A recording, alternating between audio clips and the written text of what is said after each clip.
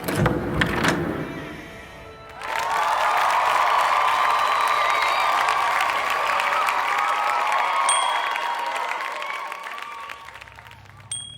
साथियों, तो आपका स्वागत है हमारे इस चैनल ईडन ऑफ एजुकेशन में।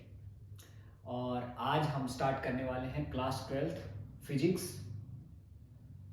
इलेक्ट्रोस्टैट, और उसमें जो पहला चैप्टर है हमारा electric charge and Coulomb's law. तो आज हम इसको पढ़ेंगे, तो स्टार्ट करते हैं इसे। तो सबसे पहले बात करते हैं इलेक्ट्रोस्टैट की।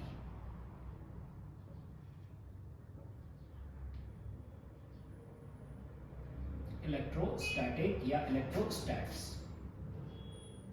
इसकी बात करते हैं सबसे पहले। तो क्या होता है इलेक्ट्रोस्टैटिक्स में? देखिए, हमारे पास अगर मैं एक जनरल फिनोमिना में बात करूं तो जो चार्ज है इलेक्ट्रॉन ये मूव कर रहा है। आपको तो पता ही है, एटम के अंदर इलेक्ट्रॉन क्या करता है? न्यूक्लियस के अराउंड रिवॉल्व होता रहता है। तो मूविंग चार्ज, या मैं इसको E की जगह अगर मैं लिख दूं Q, तो अगर ये मूव कर रहा है किसी वेलोसिटी से तो ये जनरेट करता है करंट। लेकिन अगर कोई चार्ज रेस्ट में है, अगर है, तो रेस्ट चार्ज पार्टिकल्स के बीच में किस तरह के इंटरेक्शंस होंगे, इसके साथ जो डील करता है उस ब्रांच का नाम है इलेक्ट्रोस्टैटिक्स। उसे इलेक्ट्रोस्टैट, यानी एक फिजिक्स की एक ऐसी ब्रांच जो स्टेशनरी चार्ज के साथ डील करती है, उनके इंटरेक्शन की बात करती है, उनके बारे में बात करती है कि वो क्या करते हैं, उनके बीच में फोर्सेस कैसे लगते हैं, वो किस तरह रहते हैं। उस ब्रांच का नाम है इलेक्ट्रोस्टैटिक्स। तो ये आपको समझ में आ गया होगा। इलेक्ट्रोस्टैटिक्स मतलब एक ऐसी ब्रांच जो स्टेशनरी चार्ज की बात करती है, उसके बारे में बात करती है, उसे हम कहते हैं इलेक्ट्रोस्टैटिक। तो अब हम आते हैं इसमें, जो हमें सबसे पहले पढ़ना है वो है हमारा टॉपिक, जो हमें सबसे पहले इसमें पढ़ना है चार्ज, कि चार्ज क्या होता है। चार्ज क्या होता है? देखिए, सबसे पहली बात तो कि चार्ज हमारे लिए जानना जरूरी क्यों है। चार्ज क्या जरूरत है हमें इस चार्ज को जानने की? इंसानी दिमाग में सबसे इंपॉर्टेंट इंफॉर्मेशन कैरियर, जो इंसानी दिमाग से इंफॉर्मेशन लेके जाते हैं दूसरे ऑर्गन्स, या दूसरे ऑर्गन से इंफॉर्मेशन लेके आते हैं इंसानी दिमाग तक, ह्यूमन ब्रेन तक, वो है न्यूरॉन्स। उन सेल्स का नाम है न्यूरॉन्स, और हर एक न्यूरॉन्स पे अपना एक चार्ज होता है। तो ह्यूमन बॉडी के अंदर न्यूरॉन्स के मूवमेंट के साथ चार्ज का मूवमेंट जुड़ा हुआ है, चार्ज जुड़ा हुआ है न्यूरॉन्स के साथ। और आप तो जानते ही न्यूरॉन्स कितने इंपॉर्टेंट है। अगर एक न्यूरॉन्स अगर रुक जाए तो फिर इंफॉर्मेशन कितनी रुक जाएगी, ह्यूमन ब्रेन से आने जाने वाली इंफॉर्मेशन कितनी रुक जाएंगी। इसलिए हमारे लिए चार्ज को जानना बहुत जरूरी है। कि चार्ज हमारे लिए जानना इसलिए जरूरी है क्योंकि न्यूरॉन्स के मूवमेंट के साथ चार्ज एसोसिएटेड है, जुड़ा हुआ है, इसलिए चार्ज जानना बहुत जरूरी है। तो चार्ज क्या है? चार्ज देखिए, एक ऐसी प्रॉपर्टी है ऑब्जेक्ट की। अगर आप दो ऑब्जेक्ट लेते हैं, एक ऑब्जेक्ट A और एक ऑब्जेक्ट B, और इनका कुछ मास तो हो गई। जब ये ऑब्जेक्ट है, मैटर के पास तो मास होता ही है, तो अगर ये मैटर है तो ये भी मास ऑक्यूपाई करेंगे, कुछ ना कुछ इनका मास इनके पास होगा। तो अब A और B के बीच में अभी जो फोर्स लग रहा है वो लगेगा ग्रेविटेशनल फोर्स। इस समय A और B के बीच में जो फोर्स लग रहा है वो है ग्रेविटेशनल फोर्स। अब इस कंडीशन में A और B के बीच में फोर्स लग रहा है ग्रेविटेशनल फोर्स। ये आपको समझ में आ गया। ये आपने 11th में भी पढ़ा है। दो मास पार्टिकल के बीच में ग्रेविटेशनल फोर्स काम कर रहा होता है, न्यूटन्स लॉ ऑफ ग्रेविटेशन। ठीक है, अब आते हैं हम इसमें कि अगर A के ऊपर कोई चार्ज है सपोज पॉजिटिव, और B के ऊपर भी कोई चार्ज है सपोज पॉजिटिव, दोनों के ऊपर पॉजिटिव चार्ज है A और B के, तो अब इनके बीच में ग्रेविटेशनल फोर्स तो लग ही रहा है, लेकिन साथ में एक और फोर्स अब काम करना यहां स्टार्ट कर देगा, जो इनको अट्रैक्ट करता है, जो इनको रिपेल करेगा। जो क्या करेगा? इनको रिपेल करेगा। देखिए, ग्रेविटेशनल फोर्स इनको अट्रैक्ट करता है, वो अट्रैक्ट करता है। मैं यहां पे लिखूं अगर Fg, वो अट्रैक्ट करता है। लेकिन एक फोर्स है इनको जो रिपेल करता है, वो है इलेक्ट्रोस्टैटिक फोर्स। अब यहां पे एक और फोर्स आ गया है हमारे पास, इलेक्ट्रोस्टैटिक फोर्स। Electrostatic force. तो यहां तक आपको समझ में आ गया। तो ये चार्ज अगर इसके पास ना होता तो ये इसको सिर्फ अट्रैक्ट कर रहा था, कुछ नहीं कर रहा था। लेकिन इसके ऊपर जब चार्ज आ गया, इसके ऊपर एक स्पेशल प्रॉपर्टी, इसके ऊपर एक स्पेशल नेचर, इसके ऊपर एक स्पेशल कैरेक्टरिस्टिक, चार्ज जब डेवलप हुआ तो ये दूसरे पार्टिकल को जिसके पास वही प्रॉपर्टी है उसे क्या कर रहा है, रिपेल कर रहा है। और अगर बी पर नेगेटिव चार्ज हो तो ये उसको अट्रैक्ट करेगा। यानी चार्ज इस ऑब्जेक्ट की एक ऐसी प्रॉपर्टी है जिसकी वजह से ये दूसरे पार्टिकल को जिसके पास सिमिलर प्रॉपर्टी हो, अगर वही प्रॉपर्टी जो इसके पास है दूसरे पार्टिकल के पास भी अगर है, तो ये उस पार्टिकल को या तो अट्रैक्ट करेगा या रिपेल करेगा। यानी कि हम कह सकते हैं charge is the property, nature और कैरेक्टरिस्टिक ऑफ ऑब्जेक्ट्स और matter due to which it attract और रिपेल, अट्रैक्ट भी कर सकता है, रिपेल भी कर सकता है, इट अट्रैक्ट और रिपेल अदर प्रॉपर्टीज और अदर ऑब्जेक्ट्स और matter with same properties. Charge is the property or nature of any object due to which it attract or repel other objects with similar property। Same property वाले दूसरे object क्या करता है, attract और repel करता है। यानी कि जब इनके ऊपर चार्ज आ जाता है तो ये आपस में क्या कर रहे हैं, एक दूसरे को अट्रैक्ट कर रहे हैं या रिपेल कर रहे हैं। तो ये है चार्ज। बिना चार्ज के ये सिर्फ अट्रैक्ट करेंगे। Without any charge they always attract, but with charge they can attract और रिपेल, दोनों कर सकते हैं। क्लियर? अब ऐसे ऑब्जेक्ट को हम कहते हैं चार्ज्ड ऑब्जेक्ट, जिनके ऊपर आ जाता है चार्ज। चार्ज और इलेक्ट्रिफाइड ऑब्जेक्ट, इलेक्ट्रिफाइड ऑब्जेक्ट्स जिनके ऊपर क्या आ जाता है, चार्ज, उन्हें हम कहते हैं चार्ज और इलेक्ट्रिफाइड ऑब्जेक्ट। ठीक है? आसान भाषा में अगर आपको इसे समझना हो, बहुत आसान शब्दों में, तो चार्ज को ऐसा समझिए, चार्ज गुस्से की तरह है। अगर दो गुस्से वाले लोगों को आप एक कमरे में रख देंगे तो कुछ ना कुछ हलचल तो होगी, फिर कुछ ना कुछ करेंगे। और दो शांत लोग आपस में बैठे हुए तो बैठे हुए, कुछ नहीं कर रहे, बस बैठे हुए। लेकिन दो गुस्से वाले लोग तबाह कर सकते, टकराएंगे आपस में। ठीक है? तो ये चार्ज जो है, एक आप इसको समझने के लिए ऐसा भी समझ सकते हैं, ये गुस्से की तरह अगर है तो वो दूसरे गुस्से वाले इंसान के साथ फिर भिड़ेगा, लेकिन अगर नहीं है तो फिर कुछ नहीं करेगा। ठीक है? तो आप इसको ऐसे भी समझ सकते हैं। तो चार्ज आपको समझ में आ गया होगा। चार्ज क्या है? अगर किसी ऑब्जेक्ट के पास चार्ज है तो वो दूसरे ऑब्जेक्ट जो कि चार्ज है ऑलरेडी, उसको या तो अट्रैक्ट करता है या रिपेल करता है। तो ये है चार्ज। ठीक है? अब इसे मैं थोड़ा सा 11th में जाता हूं, और 11th में आपने आयोनाइजेशन, एक प्रोसेस होती है, पढ़ी होगी, एटम का आयोनाइजेशन कैसे होता है। उसमें आपने पढ़ा था कि अगर कोई एटम, उसमें से इलेक्ट्रॉन हम निकालते हैं, इलेक्ट्रॉन, तो इस प्रोसेस में जितनी एनर्जी लगती है, that energy is called ionisation energy. मैं अब एनर्जी की बात नहीं कर रहा हूं, मैं प्रोसेस की ही बात कर रहा हूं। तो अगर जब आप वहां इलेक्ट्रॉन निकालते थे तो वहां आ जाता था पॉजिटिव चार्ज, और जब किसी आप एटम पे इलेक्ट्रॉन ऐड करते थे तो वहां आ जाता था नेगेटिव चार्ज। तो अब हम यहां पर आ जाते हैं टाइप्स ऑफ चार्ज में। टाइप्स ऑफ चार्ज की बात करते हैं। तो चार्ज बेसिकली जो है दो तरह के होते हैं चार्ज। एक होता है पॉजिटिव चार्ज,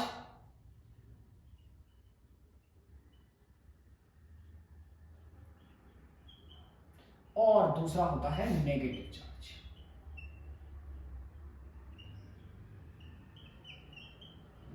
पॉजिटिव चार्ज और नेगेटिव चार्ज। तो यहां आप इस रिएक्शन में देख रहे होंगे कि ए जो था उसने इलेक्ट्रॉन को क्या किया है, लूज किया है, इसलिए उसके ऊपर कौन सा चार्ज आ गया, पॉजिटिव। यानी जब किसी सब्सटेंस, किसी ऑब्जेक्ट, किसी मैटर से इलेक्ट्रॉन कम होंगे, इलेक्ट्रॉन आप उसमें से निकाल लेंगे, उसमें इलेक्ट्रॉन कम बचेंगे, तो उस पर कैसा चार्ज आएगा, पॉजिटिव चार्ज आएगा। लेकिन जब आप किसी ऑब्जेक्ट में इलेक्ट्रॉन को ऐड कर देंगे, इलेक्ट्रॉन बढ़ा देंगे, इलेक्ट्रॉन इंक्रीज कर देंगे, वहां इलेक्ट्रॉन डाल दिया आपने एक्स्ट्रा, तो वहां कौन सा चार्ज आएगा, नेगेटिव चार्ज। यानी कि जो पॉजिटिव चार्ज है उसे आप ऐसे भी लिख सकते हैं, डेफिशिएंसी ऑफ इलेक्ट्रॉन। क्या होता है, पॉजिटिव चार्ज। यानी इलेक्ट्रॉन की कहीं पे कमी है तो वहां पॉजिटिव चार्ज। और नेगेटिव चार्ज को आप ऐसे लिख सकते हैं एक्सेस ऑफ इलेक्ट्रॉन। तो इसमें कोई दिक्कत आपको नहीं आएगी। तो दो तरह के चार्ज होते हैं, एक पॉजिटिव और एक नेगेटिव। पॉजिटिव चार्ज अगर कहीं पर है तो वहां आपको समझना है कि वहां कौन सा चार्ज क्या है। वहां पे पॉजिटिव चार्ज अगर कहीं पर है तो वहां पे क्या होगा, डेफिशिएंसी ऑफ इलेक्ट्रॉन, यानी वहां उस जगह पर इलेक्ट्रॉन कम है। और अगर कहीं पर नेगेटिव चार्ज है तो आपको समझ जाना चाहिए कि वहां पर इलेक्ट्रॉन ज्यादा है। यानी अगर आपके पास आपके ऊपर पॉजिटिव चार्ज है यानी आपसे किसी ने इलेक्ट्रॉन ले लिए, और अगर आप पे नेगेटिव चार्ज है यानी आपको इलेक्ट्रॉन किसी ने दे दिए हैं। बड़ी सिंपल सा, ये बहुत ही सिंपल सी बात है कि positive charge deficiency of electron, negative charge excess of electron या गेन ऑफ इलेक्ट्रॉन भी हम इसको कह सकते हैं। तो दो चार्ज इस तरह से डेवलप होते हैं, ये आपको याद रखना है। अब अभी मैंने बात कही कि अगर आपके पास पॉजिटिव चार्ज है तो इसका मतलब कि आप पर डेफिशिएंसी ऑफ इलेक्ट्रॉन है, और अगर आप पर पॉजिटिव चार्ज है तो नेगेटिव चार्ज है तो इसका मतलब आपके पास एक्सेस ऑफ इलेक्ट्रॉन है। अगर पॉजिटिव चार्ज है तो डेफिशिएंसी ऑफ इलेक्ट्रॉन, और अगर नेगेटिव चार्ज है तो एक्सेस ऑफ इलेक्ट्रॉन। अब सवाल यह है कि यह चार्ज आएगा कैसे, कैसे डेवलप होगा ये चार्ज, हमारे ऊपर ये चार्ज डेवलप कैसे होगा। तो किसी भी ऑब्जेक्ट के ऊपर चार्ज को डेवलप करने के दो मेथड हैं। पहला मेथड है बाय फ्रिक्शन, बाय फ्रिक्शन कि फ्रिक्शन से हम कैसे चार्ज डेवलप कर सकते हैं। मैं बात कर रहा हूं डेवलपमेंट ऑफ चार्ज की, कैसे डेवलप किया जाता है चार्ज को।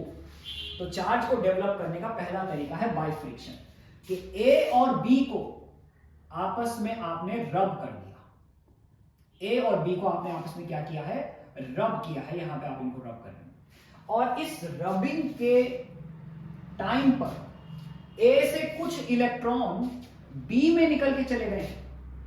ए के कुछ इलेक्ट्रॉन कहां चले गए हैं, बी पर चले गए। ए से कुछ इलेक्ट्रॉन निकल के बी पर चले गए जब आप इन दोनों को क्या कर रहे थे, आपस में रब कर रहे थे। तो जब ए से कुछ इलेक्ट्रॉन बी में जाएंगे तो क्या होगा, ए के इलेक्ट्रॉन कम हो जाएंगे, यानी उस पर कौन सा चार्ज आएगा, पॉजिटिव।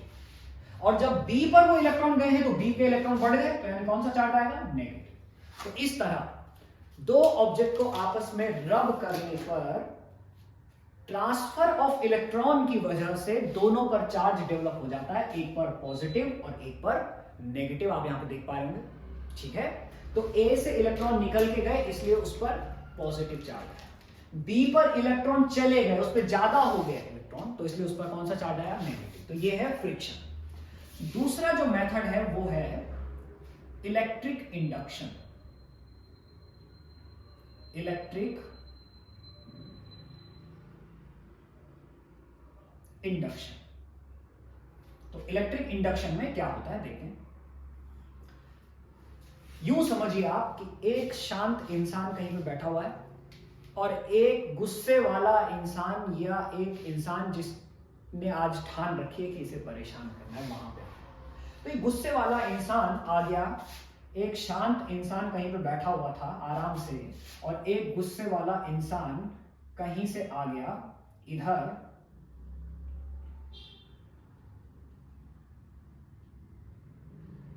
ये गुस्से वाला इंसान इधर आ रहा है और ये इसको बार बार परेशान करे जा रहा है, बार बार इसको कुछ फेंक दे रहा है। तो थोड़ी देर में क्या होगा आप देखेंगे, इसको भी गुस्सा आ जाएगा। और मैंने कहा था कि गुस्सा मतलब समझ जाइए क्या, चार्ज। यानी ये एक चार्ज ऑब्जेक्ट था पहले से ही, इसे गुस्सा आ रखा था पहले से किसी बात पर, और ये आके अब इसको परेशान कर रहा था। ये शांत था, ये जीरो था, इस पे कोई चार्ज पहले से ही था, तो अब इसको भी गुस्सा आ गया थोड़ी देर में। तो यही है इलेक्ट्रिक इंडक्शन। कुछ ऐसे ही काम करता है इलेक्ट्रिक इंडक्शन कि क्या करते हैं हम, एक चार्ज्ड ऑब्जेक्ट को हम एक न्यूट्रल ऑब्जेक्ट के नजदीक लेके आते हैं। एक चार्ज ऑब्जेक्ट को हम एक न्यूट्रल ऑब्जेक्ट के नजदीक लेके आते हैं, और फिर क्या होता है, न्यूट्रल ऑब्जेक्ट के सारे इलेक्ट्रॉन देखिए इस पॉजिटिव चार्ज की तरफ अट्रैक्ट हो जाएंगे और इस तरफ आ जाते हैं। तो यहां नेगेटिव चार्ज आ गया और वहां से सारे इलेक्ट्रॉन इधर आ गए, तो वहां डेफिशिएंसी ऑफ इलेक्ट्रॉन हो गई, इसलिए वहां डेवलप हो गया पॉजिटिव चार्ज। देखिए इस तरह किसी चार्ज्ड ऑब्जेक्ट को जब न्यूट्रल ऑब्जेक्ट के नजदीक लेके आते हैं तो न्यूट्रल ऑब्जेक्ट के अंदर एक पोलराइज्ड चार्ज डेवलप हो जाता है। इस फिनोमिना को, इस इवेंट को हम कहते हैं इलेक्ट्रिक इंडक्शन। यानी इलेक्ट्रिक इंडक्शन में क्या होता है, एक चार्ज ऑब्जेक्ट को न्यूट्रल ऑब्जेक्ट के नजदीक लेके आते हैं और न्यूट्रल ऑब्जेक्ट में एक पोलराइज्ड चार्ज डेवलप हो जाता है। इस तरह के चार्ज को बोलते हैं हम पोलराइज्ड चार्ज। इस ऑब्जेक्ट का ओवरऑल चार्ज 0 है, लेकिन इसके अंदर चार्ज डेंसिटी एक जैसी नहीं है सब जगह। कहीं पर नेगेटिव चार्ज डेंसिटी ज्यादा है, कहीं पर पॉजिटिव चार्ज डेंसिटी ज्यादा है, कहीं पर नेगेटिव चार्ज ज्यादा हो गया है और कहीं पर पॉजिटिव चार्ज ज्यादा हो गया है। तो इसे हम बोलते हैं पोलराइज्ड चार्ज। ये हमारा हो गया पोलराइज्ड चार्ज। ठीक है बच्चों, और ये हमारा जो है इंडक्शन, ये हमारा चार्ज्ड ऑब्जेक्ट था पहले से ही। इसको हम इसके नजदीक लेके आए और इसको नजदीक लाने पर इसमें एक ऑब्जेक्ट बी में एक पोलराइज्ड चार्ज डेवलप हो गया। ठीक है, तो ये है इलेक्ट्रिक इंडक्शन। ठीक है बच्चों, तो दोनों आपको समझ में आ गए। अब मैं इन दोनों को एक एग्जांपल से समझाता हूं आपको, जो बिहेवियर में हम बहुत ज्यादा करते हैं। ठीक है, रियल लाइफ में या हमने अक्सर किया होगा।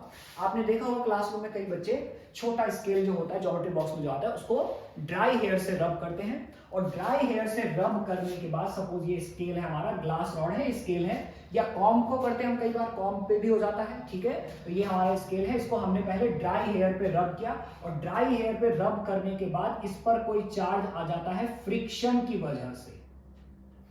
फ्रिक्शन की वजह से इस पर कोई चार्ज आ गया, सपोज वो चार्ज है पॉजिटिव। इससे इलेक्ट्रॉन निकल के आपके बालों पर चले गए। ठीक है, और अब यहां पर बहुत सारे छोटे छोटे पीसेस रखे हुए हैं पेपर के, ये इस तरह से, और जब इसको इनके नजदीक लाते हैं तो देखिए इनके अंदर एक पोलराइज्ड चार्ज डेवलप हो जाता है।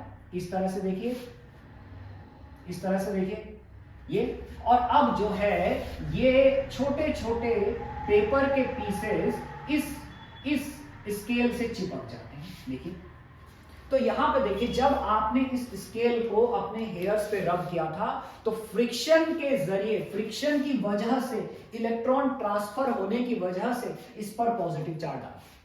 फिर जब आप इस चार्ज स्केल को पीस ऑफ पेपर, छोटे छोटे कागज के टुकड़ों के नजदीक लेकर आए तो इलेक्ट्रिक इंडक्शन से यहां पोलराइज्ड चार्ज डेवलप हुआ और ये पीस ऑफ पेपर इस पर चिपक गए। तो ये दोनों मेथड आपको समझ आ जाओगे, दोनों में क्या होता है। ठीक है, और इसी तरह के और भी कुछ एग्जांपल्स आपकी बुक्स में लिखे होंगे अगर आप बुक से पढ़ते हैं तो। ठीक है, तो यहां अगर आपको समझ में आ गया होगा, दो चीजें होती हैं। ठीक है, एक फ्रिक्शन से कैसे डेवलप करते हैं चार्ज और दूसरा इलेक्ट्रिक इंडक्शन से। तो यहां तक हमने बात कर ली है चार्ज और डेवलपमेंट ऑफ चार्ज और टाइप्स ऑफ चार्ज की। ठीक है, अब हम आते हैं आगे, प्रॉपर्टीज ऑफ चार्ज। ये भी बहुत इंपॉर्टेंट टॉपिक है हमारा।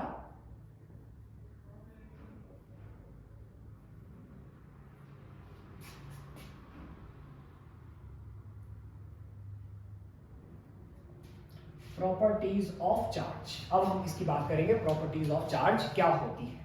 ठीक है, तो ये हमने अब पढ़ना है प्रॉपर्टीज ऑफ चार्ज। तो अब हम इसकी बात करते हैं।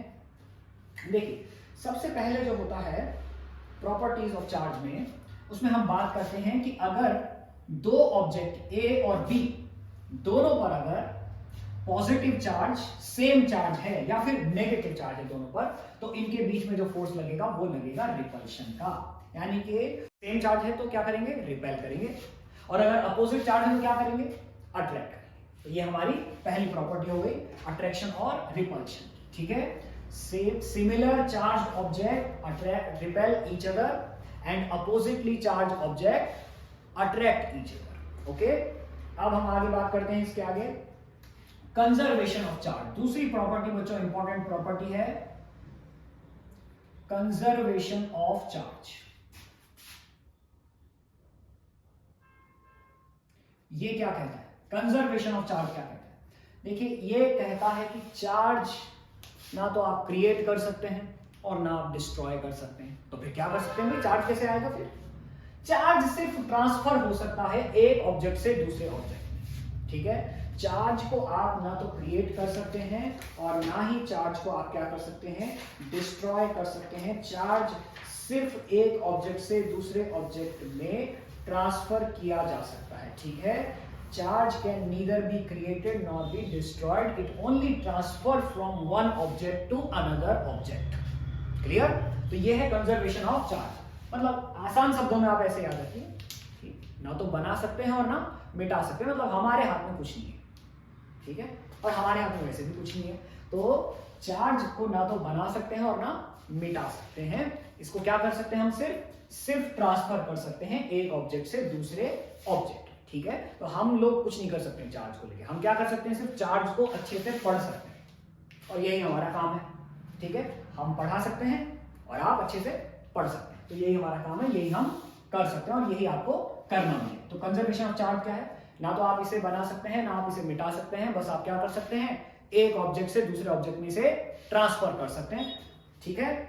अब यहां पर एक प्रॉब्लम आती है कि अगर आपको एक बकेट से दूसरे बकेट में पानी को ट्रांसफर करना है, तो इसके बहुत सारे तरीके आपके पास हैं। कि या तो इस बकेट को उठा के ही पलट दीजिए, या फिर आप एक छोटा बर्तन ले आइए और इसमें से उसको उधर शिफ्ट करते रहिए एक एक मग करके। तो इस तरीके से आप पानी को तो ट्रांसफर कर सकते हैं बड़ी आसानी से। या फिर आप पाइप, इस बकेट को ऊपर रख दीजिए और इसमें पाइप जोड़ दीजिए, तो हाई लेवल से लो लेवल पानी अपने आप आ जाएगा, ठीक है। तो चार्ज को कैसे ट्रांसफर कर सकते हैं एक ऑब्जेक्ट से दूसरे ऑब्जेक्ट में, तो इसके लिए आता है फिर quantization of charge. Quantization of charge, और इसी को हम कहते हैं क्वांटम नेचर।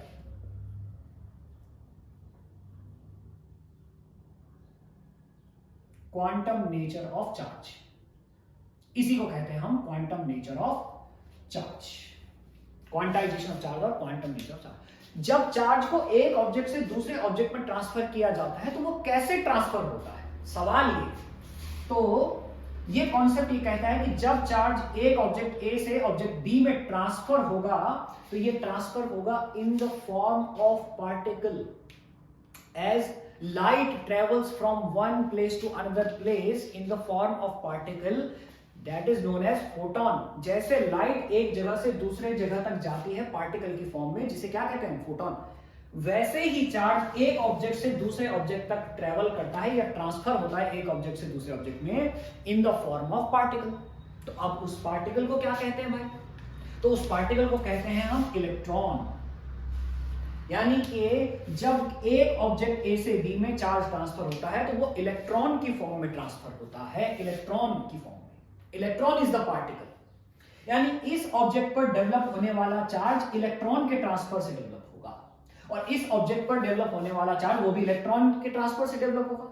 यानी कि इन दोनों पर जो भी चार्ज डेवलप होगा वो इलेक्ट्रॉन के चार्ज का कंप्लीट मल्टीपल होगा। अगर एक इलेक्ट्रॉन गया तो एक इलेक्ट्रॉन के इक्वल पॉजिटिव चार्ज और एक इलेक्ट्रॉन के इक्वल नेगेटिव चार्ज। अगर दो इलेक्ट्रॉन चले गए तो दो इलेक्ट्रॉन के इक्वल पॉजिटिव चार्ज और दो इलेक्ट्रॉन के इक्वल नेगेटिव चार्ज। अगर तीन इलेक्ट्रॉन चले गए तो तीन इलेक्ट्रॉन के इक्वल नेगेटिव पॉजिटिव चार्ज यहां ए पे आएगा और तीन इलेक्ट्रॉन के इक्वल नेगेटिव चार्ज यहां बी पर आएगा। तो और किसी भी ऑब्जेक्ट पर डेवलप होने वाला चार्ज इलेक्ट्रॉन के चार्ज का इंटीग्रल मल्टीपल होता है। यह है क्वांटाइजेशन ऑफ चार्ज। तो आसान शब्दों में ऐसा है कि चार्ज एक ऑब्जेक्ट से दूसरे ऑब्जेक्ट में ट्रांसफर होता है इलेक्ट्रॉन या पार्टिकल की फॉर्म में, और यही क्वांटाइजेशन ऑफ चार्ज है या क्वांटम नेचर ऑफ चार्ज है। यानी किसी भी ऑब्जेक्ट पर डेवलप होने वाला चार्ज इलेक्ट्रॉन के चार्ज का इंटीग्रल मल्टीपल होगा। तो सपोज कि यहां से यहां 10 इलेक्ट्रॉन ट्रांसफर हुए हैं, तो ए पर जो चार्ज आएगा वो आएगा पॉजिटिव 10e, 10 इलेक्ट्रॉन के इक्वल पॉजिटिव चार्ज, और बी पर जो चार्ज आएगा वो होगा नेगेटिव 10e। ये आपको समझ में आ गया होगा, क्योंकि ए से इलेक्ट्रॉन निकल के गए हैं तो ए पर इलेक्ट्रॉन कम हो गए, इसलिए उस पर कौन सा चार्ज आएगा, पॉजिटिव। और बी के पास इलेक्ट्रॉन गए हैं तो उस पर ज्यादा हो गए इलेक्ट्रॉन, इसलिए उस पर कौन सा चार्ज आएगा, नेगेटिव। लेकिन दोनों का चार्ज किसके इक्वल होगा, 10 इलेक्ट्रॉन के इक्वल, क्योंकि 10 इलेक्ट्रॉन ट्रांसफर हो गए। So this is quantization. तो अगर अब आपको कोई कहे, कोई भी कहे अगर आपको कि किसी ऑब्जेक्ट से, एक ऑब्जेक्ट ए से बी में 2 इलेक्ट्रॉन निकल के चले गए, तो बताइए ए का चार्ज कितना होगा। तो कोई दिक्कत वाली बात नहीं, 2 इलेक्ट्रॉन निकल के गए हैं तो कम हो गए इसलिए पॉजिटिव, और 2 इलेक्ट्रॉन गए हैं तो 2e, और 2 में वैल्यू रख देंगे अगर आप। 2 इंटू इलेक्ट्रॉन का चार्ज होता है 1.6 इंटू 10⁻⁻19 कूलम, तो इतना चार्ज हो गया है ए का। देखिए ठीक है, बड़ा सिंपल है, कोई दिक्कत वाली बात ही नहीं इसमें। ये है हमारा क्वांटाइजेशन ऑफ चार्ज, ये आपको समझ में आ गया होगा, और ये ज्यादातर इसी तरह के सवालों में यूज होगा। अब मैं और बात करूं, अगर कोई पूछे आपको कि सोडियम के न्यूक्लियस का चार्ज बताइए, सोडियम के न्यूक्लियस का चार्ज कितना होगा, तो कोई दिक्कत वाली बात नहीं है। सोडियम के न्यूक्लियस का चार्ज होगा, उसके अंदर 11 प्रोटॉन होते हैं, तो 11 प्रोटॉन का चार्ज यानी कि 11 इंटू 1.6 इंटू 10⁻⁻19 कूलम, ये जो चार्ज है ये चार्ज है सोडियम के न्यूक्लियस का। इसीलिए कई जगह पर जो चार्ज ऑफ न्यूक्लियस लिखा होता है, चार्ज ऑफ न्यूक्लियस, वो लिखा होता है ZE। Z is atomic number, तो ZE is the charge of nucleus. ये आपको याद रखना है, जब आप आगे चलेंगे इसमें तो न्यूक्लियर फिजिक्स जब पढ़ेंगे हम, एटॉमिक फिजिक्स, तो वहां पर ये जरूरी पूछा जाएगा या जरूरत पड़ती है इसकी वहां पर बहुत, ठीक है। तो चार्ज ऑफ न्यूक्लियस होता है ZE, where Z is atomic number. Okay, अब इसके बाद हम नेक्स्ट प्रॉपर्टी की बात करते हैं, जो कि है एडिटिविटी ऑफ चार्ज या additive nature. Additivity of charge, अब हम इसकी बात करने वाले हैं कि ये क्या होता है। देखिए एक ऑब्जेक्ट है हमारे पास, काफी बड़ा ऑब्जेक्ट है, और इसके किसी प्लेस पर यहां पर Q1 चार्ज है, यहां पर आपने इसको Q2 चार्ज दे दिया, यहां पर आपने इसको Q3 चार्ज दे दिया, यहां पर Q4 दे दिया, यहां पर Q5 दे दिया, और ऐसा ऐसा करके आपने इसको बहुत सारे मल्टीपल चार्जेस इस ऑब्जेक्ट को दे रखे हैं आपने। तो इसका नेट चार्ज कितना है, कहीं पर Q1 है, कहीं पर Q2 है, कहीं पर Q3 है, तो नेट चार्ज इसका कितना होगा, तो इसका नेट चार्ज होगा सारे चार्जेस का अलजेब्रिक सम, सारे चार्जेस का अलजेब्रिक सम। तो किसी भी ऑब्जेक्ट के अंदर अगर मल्टीपल चार्जेस हैं तो उसका जो नेट चार्जेस है वो सारे चार्जेस का अलजेब्रिक सम होगा। यानी कि अगर मैं देखूं कहीं पर एक ऑब्जेक्ट पर मैंने यहां पर 2 कूलम चार्ज है, यहां पर 3 कूलम चार्ज है, यहां पर -1 कूलम चार्ज है, यहां पर 5 कूलम चार्ज है, तो इसका नेट चार्ज बताइए आप कितना होगा। तो कोई दिक्कत नहीं है, सारा चार्ज ऐड कर दीजिए, 2 coulomb plus 3 coulomb plus 5 coulomb -1 coulomb, algebraic sum करना है। और अलजेब्रिक सम करते समय आपको ध्यान रखना है, जो चीज प्लस में है वो प्लस में ऐड होगी, जो माइनस में है वो माइनस हो जाएगा, और नेट चार्ज आ जाएगा 2 कूलम 3 कूलम 5 कूलम, तो आ गया 9 कूलम चार्ज इसका नेट चार्ज है इस ऑब्जेक्ट का। तो ये आपको समझ में आ गया होगा कैसे सॉल्व करना है हमें, ठीक है। तो ये है हमारे पास एडिटिविटी ऑफ चार्ज, ठीक है। चार्ज के लिए एक और नेचर है, अब देखिए एक ऑब्जेक्ट ए है, इसके ऊपर कोई चार्ज नहीं है लेकिन मास इसके पास है, so mass can exist without any charge. Mass को चार्ज की जरूरत नहीं है, हालांकि चार्ज के अंदर होगा ही इलेक्ट्रॉन और प्रोटॉन की फॉर्म में, लेकिन ओवरऑल चार्ज इसका 0 है, so mass can exist without charge. But A के ऊपर अगर आप पॉजिटिव चार्ज दे दें तो उसमें ए है, चार्ज है लेकिन मास भी है, यानी charge can not exist without mass. Charge अगर कहीं पर है तो मास भी वहां पर होगा, ये भी आपको ध्यान रखना है कि charge can not exist without mass, charge बिना मास के एग्जिस्ट नहीं करता है, ये आपको ध्यान में रखना है। दूसरी इंपॉर्टेंट प्रॉपर्टी बात करते हैं कि अगर आपके पास एक मेटल सरफेस है, मेटल बॉडी है, या कंडक्टिंग बॉडी है, कोई कंडक्टिंग बॉडी है अगर आपके पास, तो कंडक्टिंग बॉडी को जब आप चार्ज देंगे तो वो चार्ज कैसे डिस्ट्रीब्यूट होगा, तो याद रखिए वो चार्ज हमेशा इसके सरफेस पर रहेगा, कंडक्टिंग बॉडी के लिए हमेशा सरफेस पर रहेगा, जबकि नॉन कंडक्टिंग बॉडी पर चार्ज उसके पूरे वॉल्यूम में डेवलप होता है। ध्यान रखिए, इस बात को आपको ध्यान रखना है कि non conducting body non conducting body के लिए चार्ज उसके पूरे वॉल्यूम में डेवलप होता है, जबकि कंडक्टिंग बॉडी के लिए चार्ज क्या होता है, उसके सरफेस पर डेवलप होता है। ठीक है, तो यहां तक आपको ये बात समझ में आ गई होगी, चार्ज, उसका डेवलपमेंट और उसकी प्रॉपर्टीज कैसे काम करती है।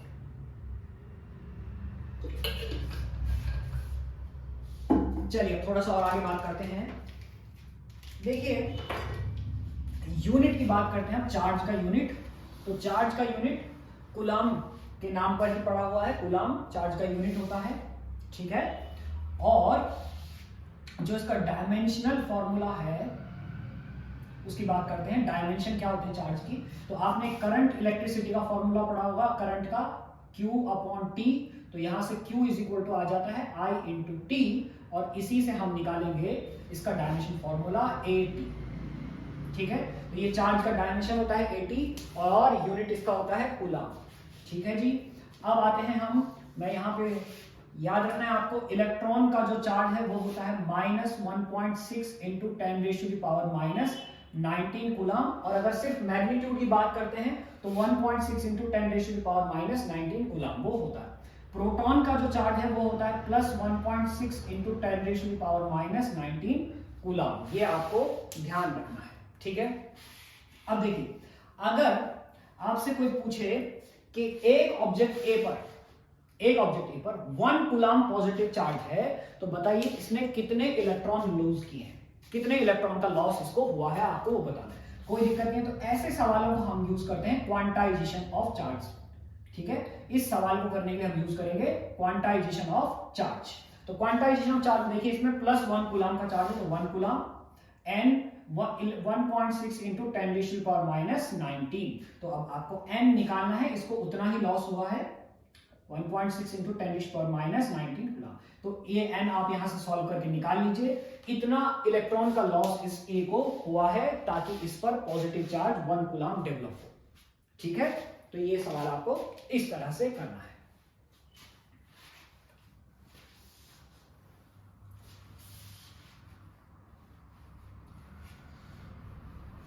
तो अब हम बात करते हैं इंटरेक्शन ऑफ चार्ज पार्टिकल्स की।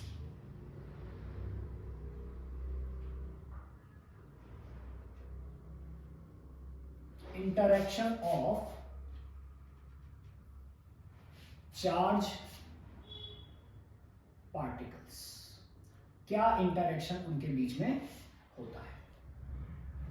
इंटरेक्शन ऑफ चार्ज पार्टिकल्स बड़ा सिंपल है। अगर आपके पास दो ऑब्जेक्ट हैं A और B और दोनों पर पॉजिटिव चार्ज सेम चार्ज है, ये मैं पहले बता चुका हूं, ये दोनों क्या करेंगे, रिपेल करेंगे। और अगर दोनों पर अपोजिट चार्ज हैं तो ये दोनों क्या करने वाले हैं, अट्रैक्ट करेंगे। तो बड़ा सिंपल इंटरेक्शन है।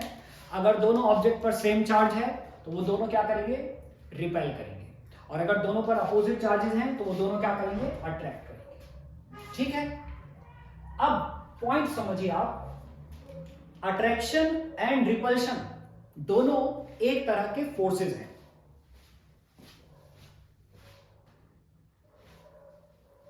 तो जो मैं बात कर रहा हूं अभी, अट्रैक्शन और रिपल्शन, देखिए यहां पर रिपल्शन हो रहा है, यहां पर अट्रैक्शन हो रहा है।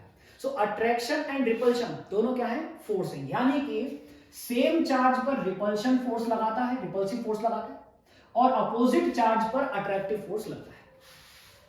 अब प्रॉब्लम आ गई, एक फोर्स तो लग रहा है, लेकिन इस फोर्स का मैग्नीट्यूड कैसे निकालेंगे कि कितना मैग्नीट्यूड लग रहा है, कितने मैग्नीट्यूड, 1 न्यूटन का लग रहा है, 2 न्यूटन का लग रहा है, 10 न्यूटन का लग रहा है, 20 न्यूटन का लग रहा है, कितने न्यूटन का फोर्स लग रहा है, इस फोर्स का मैग्नीट्यूड निकालना हमारे लिए बहुत जरूरी है। ठीक है, तो अब कैसे इस मैग्नीट्यूड को निकालेंगे हम। ठीक है, यहां तक आपको समझ में आ गया होगा। इंटरेक्शन चार्ज पार्टिकल बड़ा सिंपल है कि same charge repulsive force, opposite charge attractive force. लेकिन मैं बात कर रहा हूं अब कि उनके बीच में जो ये अट्रैक्टिव और रिपल्सिव फोर्स लग रहा है, इसका मैग्नीट्यूड कैसे निकालेंगे हम, कैसे ये मैग्नीट्यूड निकाल सकते हैं, क्या करना पड़ेगा इस मैग्नीट्यूड को निकालने के लिए। तो एक बड़े फेमस साइंटिस्ट जिनका नाम है कूलम और उसी के नाम पर ये पढ़ा कूलम्ब्स लॉ। तो अब हम बात करते हैं कूलम्ब्स लॉ की। Coulomb's law, basically Coulomb's law use होता है दो स्टेशनरी चार्ज पार्टिकल के बीच में लगने वाले इलेक्ट्रोस्टैटिक फोर्स के। देखिए, दो चार्ज पार्टिकल के बीच में जो फोर्स लगता है उस फोर्स को हम कहते हैं इलेक्ट्रोस्टैटिक या फिर कूलम्बियन फोर्स। ठीक है, इलेक्ट्रोस्टैटिक और कूलम्बियन फोर्स।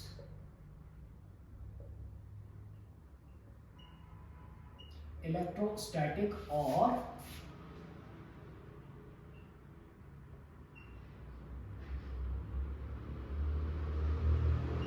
कूलम्बियन फोर्स। ठीक है, दो चार्ज पार्टिकल के बीच में जो फोर्स लगेगा उसका नाम है इलेक्ट्रोस्टैटिक और कूलम्बियन फोर्स, इलेक्ट्रोस्टैटिक फोर्स या कूलम्बियन फोर्स। तो अब इसका मैग्नीट्यूड हमें बताना है, तो अब हम इसको समझते हैं इसका मैग्नीट्यूड कैसे निकाला जाता है। तो कूलम्ब ने कहा कि सपोज आपके पास दो पार्टिकल हैं, एक का चार्ज है Q1 और ये A पॉइंट पर रखा हुआ है, और इससे R डिस्टेंस पर एक दूसरा चार्ज पार्टिकल जिसका चार्ज है Q2 और ये B पर रखा हुआ है। तो इन दोनों के बीच में सपोज इन दोनों पर सेम चार्ज है, मान लेते हैं हम इन दोनों पर क्या चार्ज है, पॉजिटिव चार्ज। तो इन दोनों के बीच में जो फोर्स लगेगा इलेक्ट्रोस्टैटिक फोर्स, उसका जो मैग्नीट्यूड है F, वो डायरेक्टली प्रोपोर्शनल होता है एक तो दोनों के बीच में दोनों का जो चार्ज है उसके प्रोडक्ट के, दोनों का जो चार्ज है उसके प्रोडक्ट, यानी कि F is proportional to Q1 into Q2, Q1 into Q2, दोनों ऑब्जेक्ट के चार्ज के मैग्नीट्यूड के प्रोडक्ट के डायरेक्टली प्रोपोर्शनल होगा। The force, the magnitude of electrostatic force between two charge particles is directly proportional to the product of magnitude of their charges. ठीक है, दूसरी बात, जो फोर्स है वो इनवर्सली प्रोपोर्शनल होता है square of distance between them. दोनों चार्ज पार्टिकल के बीच में जो डिस्टेंस है उसके स्क्वायर के इनवर्सली प्रोपोर्शनल होगा। कौन? ये फोर्स। और यहां पर कुछ किताबों में नहीं लिखा हुआ, मैं एक तीसरा पॉइंट और ऐड कर रहा हूं कि उन दोनों चार्ज के बीच में जो मीडियम है उसके डाइलेक्ट्रिक कांस्टेंट के इनवर्सली प्रोपोर्शनल होगा, उस मीडियम के डाइलेक्ट्रिक कांस्टेंट के इनवर्सली प्रोपोर्शनल होगा। ठीक है, मैं इस तरह से बना देता हूं। देखिए, यहां पर एक मीडियम में रखे हुए ये, और इनके बीच में जो मीडियम रखा हुआ उसका डाइलेक्ट्रिक कांस्टेंट है K। तो इस तरह से, तो अब हम इन तीनों इक्वेशन को अगर मिला दें, F is proportional to Q1 Q2 upon R square, और साथ में मैं यहां पे लिख रहा हूं 1 अपॉन K।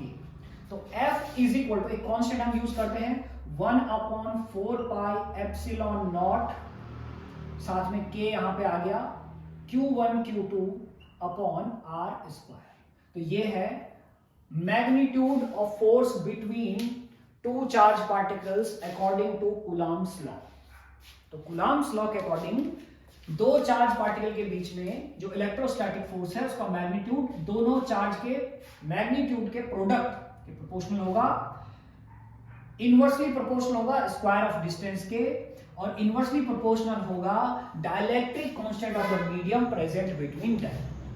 ठीक है, ये यहां तक आपको ये समझ में आ गया होगा।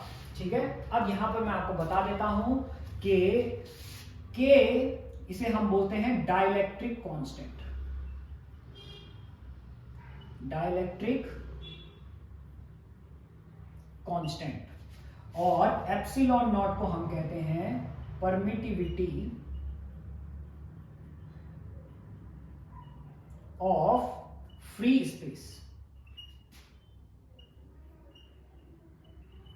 ठीक है, फ्री स्पेस, और एप्सिलॉन को हम बोलते हैं परमिटिविटी ऑफ मीडियम, ये एप्सिलॉन नॉट है। ठीक है, तो ये हमारा हो गया। अब एयर के लिए देखिए, एयर के लिए अगर बात करते हैं तो K इज इक्वल टू होता है 1, एयर और वैक्यूम दोनों के लिए जो K है वो 1 होता है, जबकि मेटल के लिए ध्यान रखिएगा आप लोग, मेटल के लिए K जो होता है वो इनफाइनाइट होता है।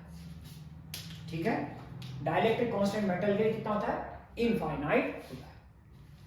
तो कूलम्ब्स लॉ में दो चीजें ये आ गई। हालांकि बुक्स में ज्यादातर दो ही चीजें लिखी हुई है, लेकिन ये के भी इंक्लूड रहता है। जब हम ये क्वेश्चन बनाते हैं तो के को वो इंक्लूड कर देते हैं। ठीक है, ठीक है, लेकिन ये भी आपको ध्यान रखना ही है। ये तीसरा पॉइंट बहुत इंपॉर्टेंट है, इसके बेसिस फिर आगे सवाल भी है इसमें, इसलिए ये आपको ध्यान रखना है। चलिए अब आगे आते हैं। इसमें थोड़ी सी बात इसमें लिमिटेशन की भी कर लेते हैं, कूलॉम्स लॉ की लिमिटेशन की।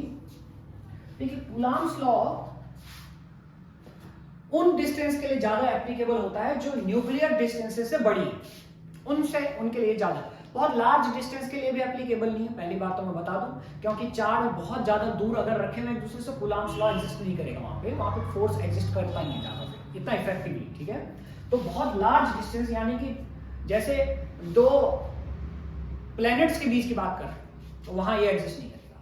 ठीक है, वहां मतलब इसकी सिग्निफिकेंस कम हो जाएगी, वहां ग्रेविटेशन की सिग्निफिकेंस ज्यादा हो जाती है। ठीक है, और एटम के अंदर अगर आप न्यूक्लियस के अंदर चले गए, एटम में अगर आप न्यूक्लियस के अंदर पहुंच गए तो न्यूक्लियर डिस्टेंस में भी जो है कूलॉम्स लॉ या इलेक्ट्रोस्टैटिक फोर्स की सिग्निफिकेंस कम हो जाए, खत्म हो जाती है, वहां न्यूक्लियर फोर्सेज आ जाते हैं। तो आपको ये ध्यान रखना है कि ये बहुत ज्यादा डिस्टेंस वाले के लिए भी काम नहीं करेगा और बहुत कम यानी कि न्यूक्लियर डिस्टेंस पे ये काम नहीं करता है। मॉडरेट डिस्टेंस जो कि एटॉमिक रेंज की होती है, जितना न्यूक्लियस और इलेक्ट्रॉन के बीच में होती है डिस्टेंस, उनके लिए सिग्निफिकेंटली काम करता है। ठीक है, तो ये आपको ध्यान रखना है। दूसरा आपको ध्यान रखना है कि ये जो कूलॉम्स लॉ है या इलेक्ट्रोस्टैटिक जो फोर्स है वो एक सेंट्रल फोर्स है।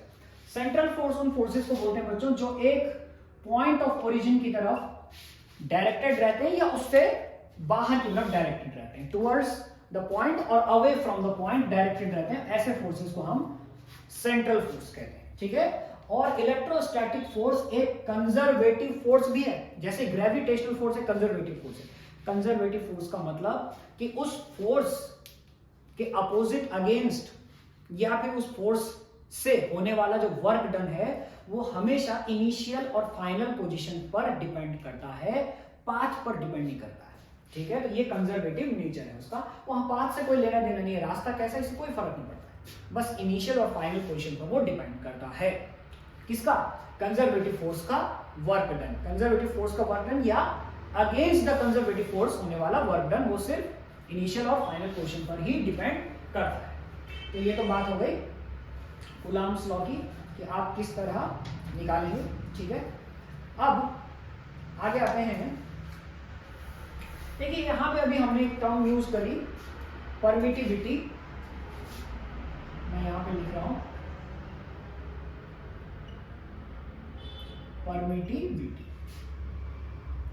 आप इसको आसान भाषा में ऐसा समझिए, देखिए अगर आप एयर में भाग रहे हैं तो आप बड़ी तेजी से भाग जाते हैं हवा में, लेकिन अगर आप पानी में भाग रहे हैं तो पानी में भागने में आपको दिक्कत होती है। यानी पानी आपको अपने अंदर से आसानी से भागने नहीं देता है और हवा आपको अपने अंदर से आसानी से भागने देती है। और पानी की जगह आपने कोई ऑयल ले लिया ज्यादा डेंसिटी का, वाटर से भी ज्यादा, वो आपको और मुश्किल करेगा भागने में। तो अब आप समझिए मेरे पॉइंट कि ऐसे ही इलेक्ट्रिक इफेक्ट किसी मीडियम के अंदर से होके जब गुजरते हैं इलेक्ट्रिक इफेक्ट, तो कौन सा मीडियम इलेक्ट्रिक इफेक्ट को ज्यादा आसानी से गुजरने देता है या होने देता है और कौन सा मीडियम इलेक्ट्रिक इफेक्ट को गुजरने में दिक्कत करता है, इस बात का पता हम परमिटिविटी से लगाते हैं। ये उस बात का पता लगाने में हमारी हेल्प करती है। तो परमिटिविटी को डिनोट करते हैं हम एप्सिलॉन से, एप्सिलॉन से। कुछ लोग एप्सिलॉन बोलते हैं, एप्सिलॉन। ठीक है, ठीक है, कुछ लोग ऐसा लिखते हैं, कुछ लोग ऐसा भी लिखते हैं, तो जैसा भी आपको सही लगे आप लिख सकते हैं, इसमें कोई मेरा पर्सनल ओपिनियन तो है नहीं। ठीक है, आपको जैसा भी सही लगे। तो किसी भी मीडियम की जो परमिटिविटी है एप्सिलॉन, वो होती है के एप्सिलॉन नॉट के बराबर, उस मीडियम का dielectric constant into permittivity of free space. ठीक है, और इसी को हम रिलेटिव, अब इसमें यहां पे टर्म आती है रिलेटिव परमिटिविटी। तो रिलेटिव परमिटिविटी उसे हम बोलते हैं dielectric constant, epsilon upon epsilon naught. किसी मीडियम की परमिटिविटी और फ्री स्पेस की परमिटिविटी का जो रेशो है, ठीक है, ratio of permittivity of any medium is to permittivity of free space is called dielectric constant of that medium और रिलेटिव परमिटिविटी। तो ये आपको ध्यान रखना है। देखिए, तो डाइलेक्ट्रिक कांस्टेंट किसी मीडियम का क्या होता है? रेशियो होता है। किसका रेशियो होता है? Permittivity of that medium and permittivity of free space, इन दोनों का जो रेशियो है दैट इज डाइलेक्ट्रिक कांस्टेंट। तो ये आपको ध्यान रखना है। तो अगर इस सिनेरियो में अगर कोई आपको कहे कि किसी मीडियम का डाइलेक्ट्रिक कांस्टेंट, मैं यहां पे लिख रहा हूं, कोई भी मीडियम हमारे पास, एनी मीडियम, और उसका डाइलेक्ट्रिक कांस्टेंट आपको लिख दिया है 10, तो इसका क्या मतलब है? तो इसका मतलब यह है कि उस मीडियम की परमिटिविटी फ्री स्पेस की परमिटिविटी का 10 टाइम्स है, उससे 10 टाइम्स ज्यादा है। ये इस बात का मतलब है। ठीक है, तो इस बात का मतलब आप समझ गए कि डाइलेक्ट्रिक कांस्टेंट क्या बताता है हमें? दरअसल वो ये बता रहा होता है कि किसी मीडियम की परमिटिविटी फ्री स्पेस की परमिटिविटी से कितने टाइम्स ज्यादा है, ये वो बता रहा होता है, कितने गुना ज्यादा है। ठीक है, ये बता रहा है कौन? डाइलेक्ट्रिक कांस्टेंट का काम है ये बताना। ठीक है, तो यहां तक आपको समझ में आ गया होगा डाइलेक्ट्रिक कांस्टेंट और परमिटिविटी। तो अब इसमें permittivity of free space, permittivity of free space, जिसे हम बोलते हैं एप्सिलॉन नॉट, इसकी बात करते हैं। तो एप्सिलॉन नॉट की जो वैल्यू है वो होती है 8.85 इंटू 10⁻⁻12। ये आपको ध्यान रखना है। यूनिट इसका होता है कूलम्ब स्क्वायर न्यूटन पर मीटर स्क्वायर। ये इसका यूनिट होता है, ये आपको ध्यान रखना है। या इसको मैं ऐसे भी लिख सकता हूं, कूलम्ब स्क्वायर न्यूटन -1 मीटर -2। ठीक है, और डायमेंशनल फॉर्मूला, ये इसका यूनिट है और डायमेंशन इसका निकाल लेते हैं हम। डायमेंशन इसका होता है m-1 L-3 A2 T4, ये इसका डायमेंशन। तो ये आपको याद रखना है, बोर्ड एग्जाम्स में कई बार पूछा गया है इसका यूनिट और डायमेंशन। तो ये आपको ध्यान रखना है कि इसका यूनिट और डायमेंशन क्या होता है? परमिटिविटी ऑफ फ्री स्पेस यानी एप्सिलॉन नॉट का। ठीक है, चलिए तो अब आगे बात करते हैं हम vector form of Coulomb's law. Very important topic.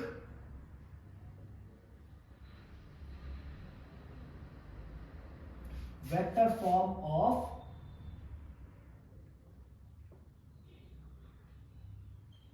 Coulomb's law. अब हम इसकी बात करते हैं कि क्या होता है vector form of Coulomb's law में। देखिए, मैं आपको अब थोड़ा सा, आप 11th पढ़ के आ गए होंगे तो आपको समझ में आसानी से आ जाएगा।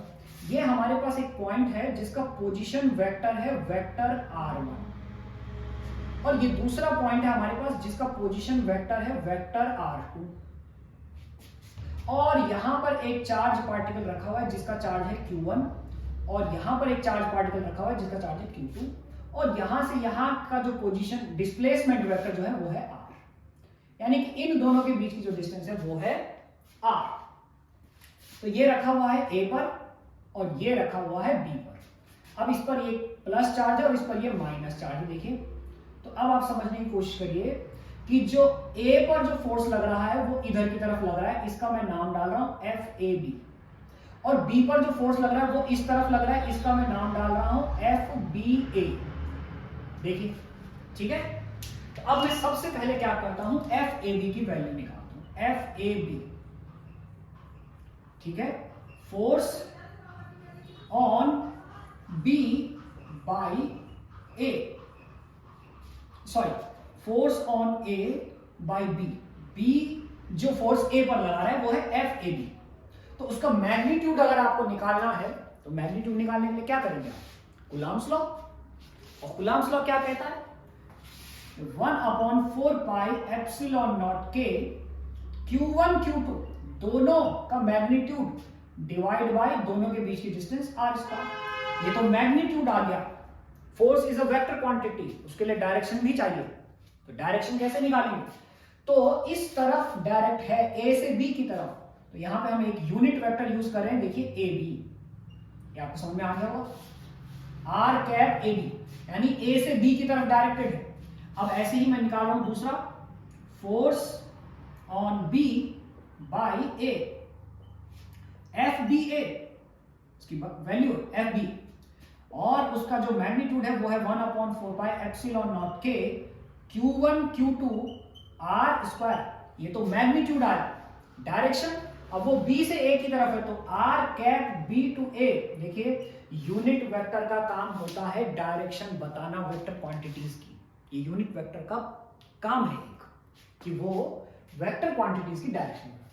अब आप यहां पर देखिए कि मैग्नीट्यूड तो दोनों का सेम दिख रहा है, लेकिन डायरेक्शन दोनों की अपोजिट दिख रही है, एक ए से बी है, एक बी से ए है। तो मैं ऐसा लिख सकता हूं कि एफ बी ए बी के इक्वल है मैग्नीट्यूड में, लेकिन जब मैं वेक्टर बना दूंगा तो डायरेक्शन भी बतानी पड़ेगी, तो डायरेक्शन दोनों की अपोजिट है, इसलिए यहां पे नेगेटिव साइन आ गया। तो ये आ गई वेक्टर फॉर्म। और आर कैप की वैल्यू होती है बच्चों vector R upon mod R, ठीक है। या मैं इसको मॉड आर को अगर मैं सीधा सीधा आर लिख दूं तो ये इस तरह भी लिखा जा सकता है, R cap is equal to vector R upon R. अब आप यहां आ जाइए, यहां पर तो एफ ए बी को अब आप लिख सकते हैं, यहां पर लिख रहा हूं मैं F A B is equal to 1/4πε0 के Q1 Q2 upon R square into vector R, यहां पे मैं इसमें नाम भी डाल दे रहा हूं ए बी अपॉन आर। तो अब ये कुछ इस तरह भी लिखा जा सकता है, F A B is equal to 1/4πε0 के Q1 Q2 upon R cube R vector A B. देखिए तो इस तरह से भी लिखा जा सकता है, जहां पर आर क्यूब में लिखा हुआ है। तो आपको कई सारी बुक्स में ऐसा मिल जाएगा, आर क्यूब भी लिखा हुआ मिल जाएगा और ये ऐसा मिल जाएगा। तो ये हमारे आगे कूलम्ब्स लॉ की वेक्टर फॉर्म, यानी ये डायरेक्शन की बात करता है, electrostatic force magnitude with direction, that is vector form. ठीक है, यहां तक समझ में आ गया आपको? तो ये दो चीजें तो थ्योरेटिकली पढ़ने के लिए हो गई। अब सवाल ऐसा नहीं है, सवाल की बात करते हैं कि सवाल किस तरह से बनता है।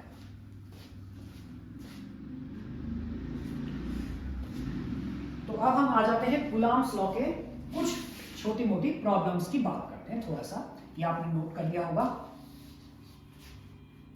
तो इसमें दो बड़ी इंपॉर्टेंट प्रॉब्लम्स हैं, पहले मैं उनकी बात करूंगा, उसके बाद में आगे कुछ और बात करूंगा।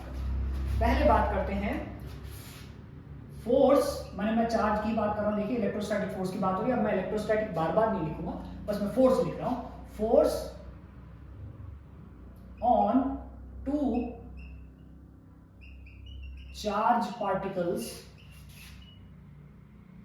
To charge particles in different medium,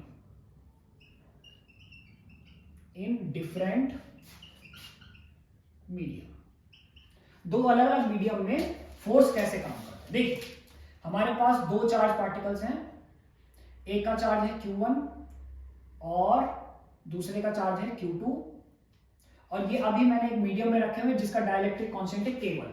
तो यहां पर इनका जो फोर्स है वो है, मैं इसको लिख रहा हूं F1 1/4πε0 K1 Q1 Q2 upon R square. देखिए, और अब इन दोनों को उठा के दूसरे मीडियम में रख दिया है,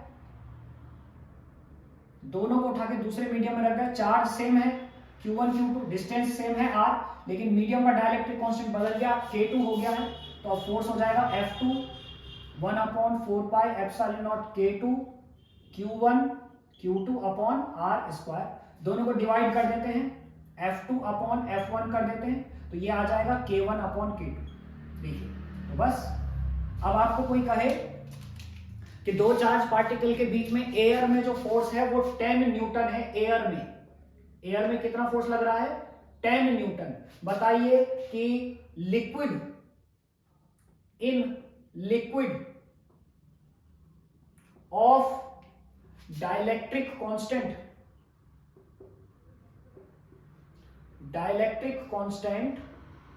10 में कितना फोर्स लगेगा। तो कोई दिक्कत नहीं है, यहां पे आ जाइए आप। देखिए एयर में 10 न्यूटन है, F1 हो गया।